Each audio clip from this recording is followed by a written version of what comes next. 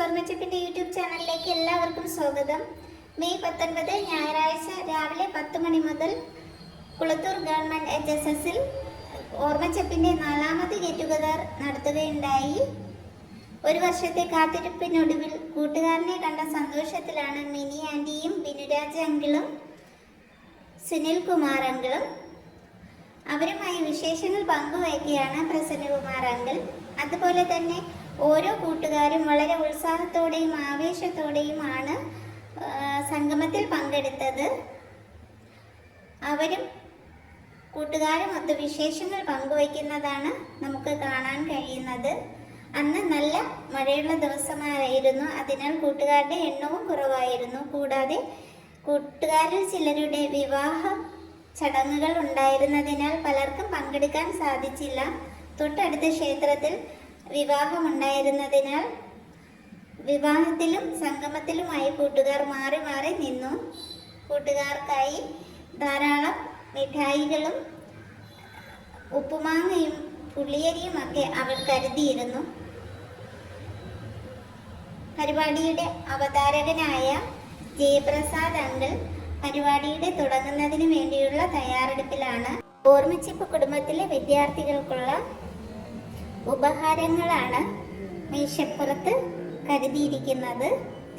ഈശ്വര പ്രാർത്ഥനയോടുകൂടി പരിപാടികൾ ആരംഭിച്ചു. അനിൽകുമാർ അങ്കിളിൻ്റെ മകൾ അപർണയാണ് ഈശ്വര പ്രാർത്ഥന ആലപിച്ചത്.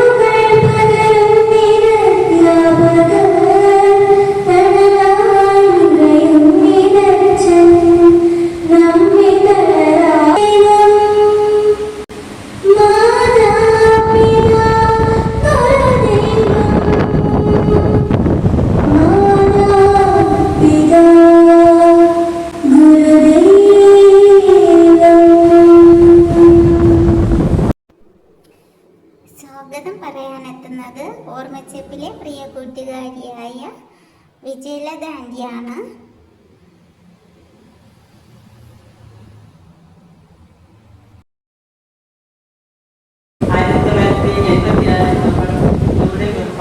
വിദ്യാഭ്യാസം പൂർത്തിയാക്കി വിദ്യാലയത്തിൽ നിന്ന് നമ്മൾ പുറത്തിറങ്ങി. കളിച്ചും ചിരിച്ചും കരഞ്ഞും പഠിച്ചുമൊക്കെ നമ്മൾ 10 വർഷം ഇവിടെ ചെലവഴിച്ചു.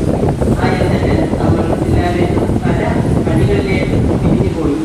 പല പണികളിൽ നിന്നും നമ്മുടെ പ്രിയപ്പെട്ട സഹപാഠി പ്രസന്നനും കുറച്ച് സഹപാഠികളും കൂടി ചേർന്ന് നമ്മളെ എല്ലാവരെയും കണ്ടുപിടിച്ച് നമ്മളെ ഒരു ഓർമ്മയ്ക്കുള്ളിൽ ആ സുദിനമാണ് നമ്മളിന്ന് ആഘോഷിക്കുന്നത്. നമ്മുടെ സഹപാഠികൾക്ക് എത്ര നന്ദി പറഞ്ഞാലും അത് മതിയാവുകയില്ല.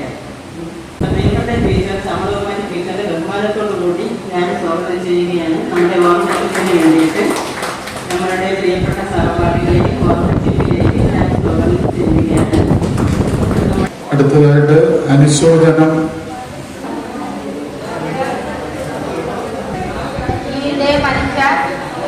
നമ്മളുടെ അധ്യാപകരായ ശശിധരൻ സാറിനും ശ്യാമകുമാരി ടീച്ചർക്കും എൻ്റെ പേരിലും ഓർമ്മച്ചപ്പിൻ്റെ പേരിലും അനുശോചനം അറിയിച്ചുകൊള്ളുന്നു.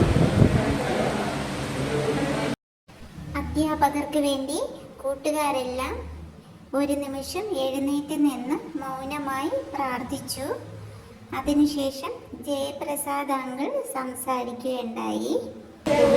പ്രിയപ്പെട്ട കൂട്ടുകാരെ, നമ്മുടെ ബാച്ചിൻ്റെ 86 SSLC ബാച്ചിൻ്റെ ഈ വിദ്യാലയത്തിൽ പഠിച്ച കൂട്ടുകാരാണ് നമ്മളെല്ലാവരും. നമ്മളൊരു കുടുംബ കൂട്ടുകാരും വളരെ കുറവാണ്. നമ്മൾ ഇതുവരെ നടത്തിയ ഗെറ്റ് ടുഗദറിൽ പങ്കാളിത്തം കൊണ്ട് വളരെ ഇതിൽ കുറഞ്ഞൊരു ഗെറ്റ് ടുഗദറായിട്ടാണ് ഇത് തോന്നുന്നത്. അതിന് ഒരുപാട് കാരണങ്ങളുണ്ടാകും. കാരണം ഇന്നലെ വലിയ മഴയായിരുന്നു.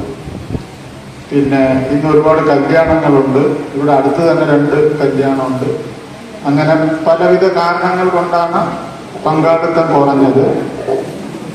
പക്ഷേ ഇത് പോരാ എന്നുള്ള ഒരു അഭിപ്രായമാണ് എനിക്കുള്ളത്. കാരണം നമ്മൾ വർഷത്തിലൊരിക്കൽ ഒത്തുകൂടുമ്പോൾ എല്ലാ കുടുംബ അംഗങ്ങളുമായിട്ട് വന്ന് ഇവിടെ വന്ന് രാവിലെ മുതൽ പിന്നെ ഇന്ന് തുടങ്ങാനും അല്പം വൈകി.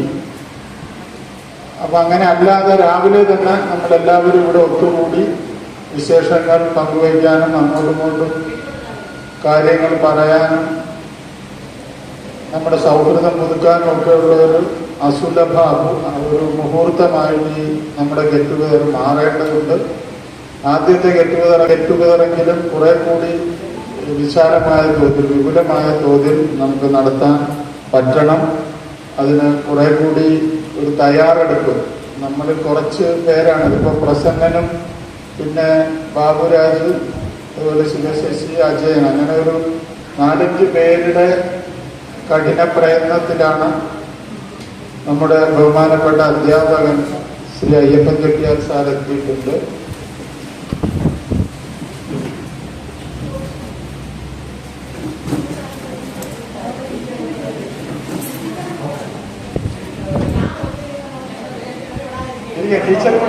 പ്രിയ അധ്യാപകൻ അയ്യപ്പൻ സാറിനെ സ്വീകരിച്ചിരുത്തുന്ന തിരക്കിലാണ് അനിൽകുമാർ അങ്കിളും സജി അങ്കിളും. ആ സമയം തന്നെ ശ്യാമളകുമാരി ടീച്ചറും അവിടെ എത്തിച്ചേർന്നു. നമ്മള് കുറെ കൂടി വിപുലമായ തോതിൽ ഇനിയിപ്പോ പലരും ഒക്കെ റിട്ടയർമെന്റ് ജീവിതത്തിലേക്ക് കടക്കുകയാണ് നമ്മളിൽ പലരും. അപ്പൊ അതുകൊണ്ടാണ് ഇനി അങ്ങോട്ട് ചെല്ലുമ്പോൾ നമുക്ക് കൂടുതൽ സമയം കിട്ടും. അപ്പൊ അതുകൊണ്ട് എത്രത്തോളം കൂടുതൽ ഈ ഓർമ്മച്ചെപ്പിനെ നമുക്ക് സഹായിക്കാൻ പറ്റും ആ രീതിയിലൊക്കെ നമ്മൾ പ്രസന്നനോടൊപ്പം കൂടെ നിന്ന് ഈ കൂട്ടായ്മ മുന്നോട്ട് കൊണ്ടുപോകേണ്ടതുണ്ട്. ഇപ്പൊ കൂടുതലായി സമയം കിട്ടുന്നവർ ഇനിയുള്ള കാലങ്ങളിൽ അതിനുവേണ്ടി കഠിനമായി പരിശ്രമിക്കണം. എന്നാൽ കുറെ കൂടെ ഗംഭീരമായി കുറെ കൂടി പങ്കാളിത്തത്തോടുകൂടി നമുക്ക് ഈ കൂട്ടായ്മ സംഘടിപ്പിക്കാൻ പറ്റും എന്ന് മാത്രം പറഞ്ഞുകൊണ്ട് ഞാൻ ഇതിന്റെ ഔപചാരികമായ ഉദ്ഘാടനം നിർവഹിക്കുന്നതിന് വേണ്ടി ബഹുമാനപ്പെട്ട ശ്യാമളകുമാരി ടീച്ചറെ ആദരവോടെ ക്ഷണിക്കുന്നു.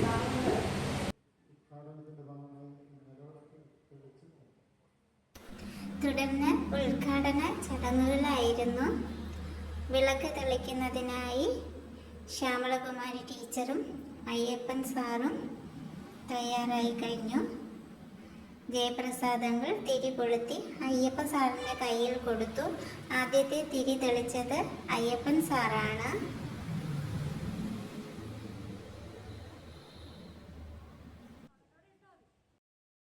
കൂട്ടുകാരെല്ലാം എഴുന്നേറ്റ് നിന്നു തൊഴുതു. പിന്നീട് തിരി തെളിച്ചത് ശ്യാമളകുമാരി ടീച്ചറാണ്.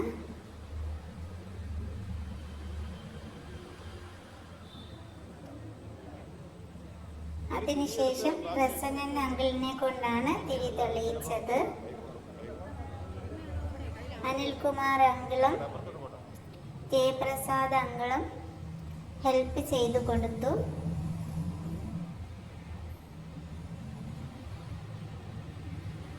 പിന്നീട് തിരി തെളിയിച്ചത് പ്രശാന്ത ആന്റിയാണ്.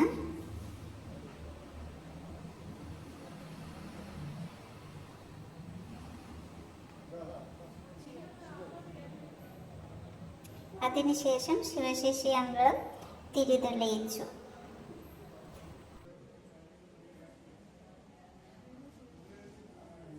ഇതിന്റെ സംഘാടകർക്ക് വേണ്ട എന്നാണ് പറയാൻ. ഈ സ്കൂളിൽ വരുവാനും നിങ്ങളെയൊക്കെ ഒരുമിച്ച് കാണുവാനും ആശയങ്ങൾ പങ്കെടുക്കുവാനും ആശയങ്ങൾ അങ്ങോട്ടും അവതരിപ്പിക്കുവാനും ഈ അവസരം വളരെ വലിയ ഒരു സന്ദർഭമായി ഞാൻ തരുന്നു. എന്നോടൊപ്പം ഇരിക്കുന്ന ശ്യാമളകുമാരി ടീച്ചർ ഈ സ്കൂളിൽ എന്നോടൊപ്പം ദീർഘകാലം ജോലി ചെയ്തവരാണ്.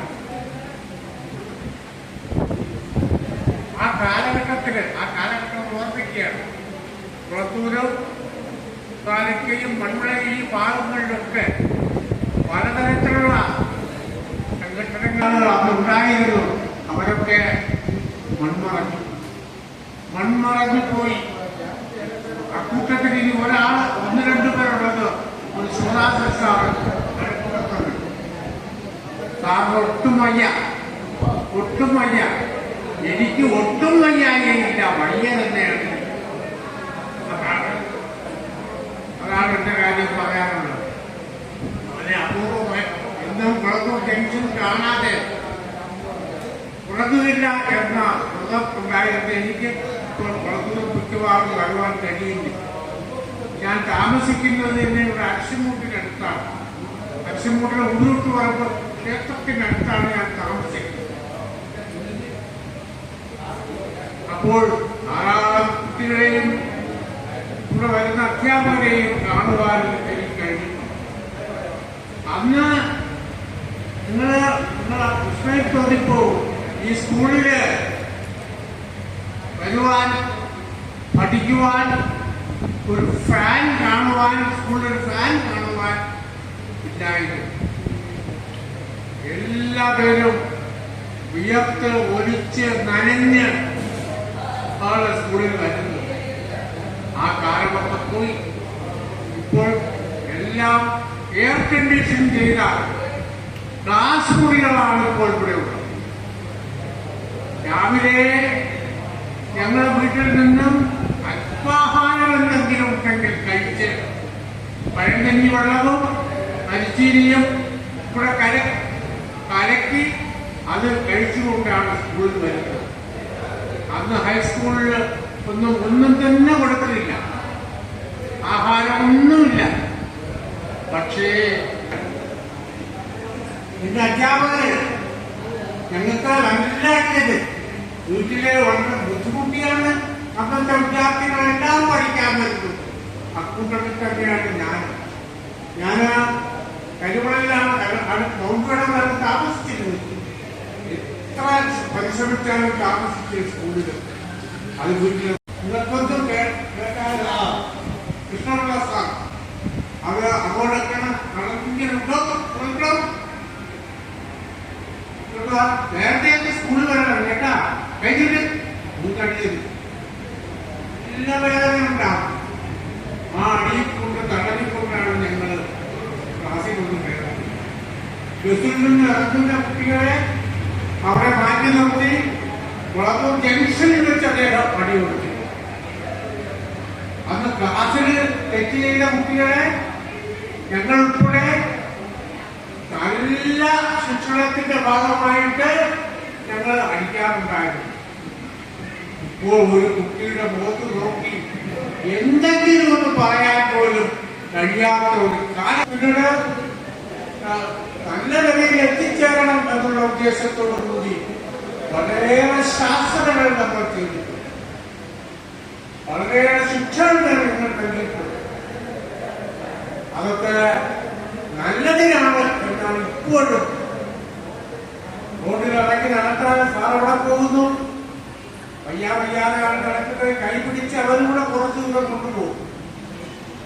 ആ ഒരു സൗഹൃദവും സ്നേഹവും വാത്സല്യവും ബഹുമാനവും ഈ ചടങ്ങിൽ പങ്കെടുക്കുവാനും ഒക്കെ മനസ്സ് കാണിച്ചത് വളരെയേറെ സന്തോഷം, വളരെയേറെ സന്തോഷം. അവര് ധാരാളം അവരുടെ ജീവിതം പരമദൈനീയമാണ്. ഇന്ന് ഓർക്കുവാൻ ഒരു ദിവസം വന്നില്ലെങ്കിൽ ക്ലാസ് വരുമ്പോൾ നമ്മൾ സഹായിക്കും, വേണ്ടിവന്ന് ആ ശിക്ഷിക്കും. പക്ഷെ 3-4 ദിവസം കണ്ടില്ലെങ്കിൽ ഞാൻ തിരക്കി അവരെ വീട്ടിൽ പോകും. അച്ഛനമ്മമാരെ കണ്ട് പറയും, എന്താ ഗോപാലകൃഷ്ണൻ സ്കൂളിൽ വരാത്ത എന്താ എന്ന് ചോദിക്കും. അപ്പോൾ അവർ അങ്ങനെ ഒരു കാലഘട്ടം അതാണ് എനിക്ക് പറയാനുള്ളത്. ഈ കാര്യം ഓർമ്മച്ചപ്പെട്ട് ഇവിടെ വരുവാനും നിങ്ങളെയൊക്കെ കാണുവാനും നിങ്ങൾക്ക് തമ്മിലുള്ള അതുപോലെ കൂട്ടുകാരിയായിട്ടും പരസ്പരം കാണുവാനും ആശയങ്ങൾ വിതരണം ചെയ്യുവാനും ഉള്ള ഒരു അവസരം നിങ്ങൾക്ക് ലഭിച്ചിട്ടുണ്ട്. അത് നിങ്ങൾ പരമാവധി പ്രയോജനപ്പെടുത്തണം എന്ന് മാത്രമേ എനിക്ക് പറയാനുള്ളൂ. ഈ കാലഘട്ടത്തില് നമ്മള് പരസ്പര സ്നേഹം കുറഞ്ഞു വരുന്ന എനിക്ക് തോന്നുന്നതാണ്, കുറഞ്ഞു വരുന്ന ഒരു കാലഘട്ടത്തിലൂടെയാണ് ഞാൻ കടന്നു നീങ്ങുന്നത്. അത് എന്തുകൊണ്ടോ എന്തോ എല്ലാ സൗഭാഗ്യവും നമുക്കുണ്ട്, പക്ഷെ സ്നേഹമില്ല. സ്നേഹം പരസ്പരം സ്നേഹിക്കുകയും കുഞ്ഞുങ്ങളെ സ്നേഹിച്ചു വളർത്തുകയും ഒക്കെ ചെയ്താൽ അത് കാലഘട്ടങ്ങളിൽ കിട്ടും, അതിന്റെ ഗുണം നാട്ടിന് കിട്ടും, നിങ്ങൾക്ക് കിട്ടും, അതുവഴി നിങ്ങളുടെ തലമുറകൾക്ക് കിട്ടും. അതാണ് എനിക്ക് പറയാനുള്ളതുവാനും ഉള്ള അവസരം ലഭിച്ചതിൽ അതിയായി സന്തോഷിക്കുന്നു. കുറേ കാര്യങ്ങൾ നിങ്ങളുടെ ശ്രദ്ധയിൽ കൊണ്ടുവരുവാൻ ഞാൻ ശ്രമിച്ചുകൊണ്ട് എന്റെ വാക്കുകൾ ഉപസംഹരിക്കുന്നു. നിങ്ങൾക്ക് ഏവർക്കും